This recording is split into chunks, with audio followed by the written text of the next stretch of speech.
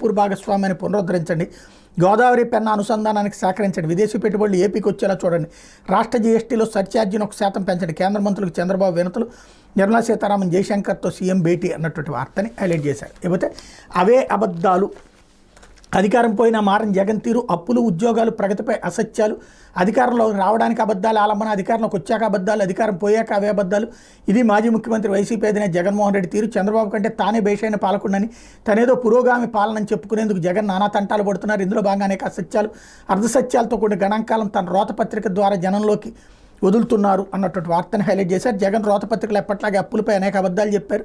అది చేశారు. 2019లో చంద్రబాబు గది దిగే నాటికి రాష్ట్ర అప్పులు 3.13 లక్షల కోట్లని, 2024లో తాను దిగిపోయే నాటికి 6.46 లక్షల కోట్లని ఆయనే చెప్పుకున్నారు. ఆ లెక్క నిజమైన 3.13 లక్షల కోట్ల రుణభారం 2014-19 మధ్య కొత్తగా వచ్చింది కాదు. 1956లో ఆంధ్రప్రదేశ్ ఏర్పడినప్పటి నుంచి 2014లో రాష్ట్ర విభజన జరిగాక సీమాంధ్ర వాటాగా వచ్చినప్పుడు, ఆ తర్వాత 5 ఏళ్లలో చంద్రబాబు ప్రభుత్వం చేసిన రుణం అన్నీ కలిపి 3.13 లక్షల కోట్లని జగన్ ఒప్పుకున్నారంటే ఇది 6 దశాబ్దాల కాలం అయినప్పు.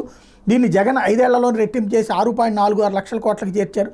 ఇది ఒక రికార్డు. ఇంకా చెప్పాలని ఇది కూడా అర్ధసత్యమే. జగన్ సీఎంగా దిగిపోయిన నాటికి అప్పులు 10 లక్షల కోట్లకు చేరినాయి అన్నట్టు. ఇందులో ఏం రాసుకొస్తున్నారంటే ఏదైతే దాన్ని ఏమంటారు, మన బిల్లుల పెండింగ్లో ఉన్నటువంటి కార్పొరేషన్స్, అప్పుడు 2014 నుంచి 19 తర్వాత 19 నాటికి కార్పొరేషన్స్ లోన్స్ ఎన్ని, అదే సందర్భంలో ఈ మిగతా బిల్లుల పెండింగ్ ఎన్ని, అవి కూడా కలిపి లెక్కేస్తే అప్పటికి ఇప్పటికీ పూర్తి తేడా తెలుస్తుంది. ఇక్కడ సమస్యల్లో ఏంటంటే ఎవరికి వాళ్లే మాది కరెక్ట్ అని చెప్పుకునేటటువంటి ప్రయత్నం అయితే, ఇదివరకు పత్రికలు నిజాలు రాసి ఇప్పుడు పత్రికలు కూడా రాజకీయ పార్టీల బాకాలుగా మారిపోవడం వల్ల ఎదుటి పార్టీల మీద నిప్పులు చెరగటం కోసమే పనిచేస్తున్నటువంటి కాలంలో ఇక నిజాలు చెప్పేటటువంటి తటస్థ మీడియా అనేటటువంటిది పత్రికల్లో లేకపోవడం ఆంధ్రాకి వచ్చినటువంటి అతిపెద్ద శాపం.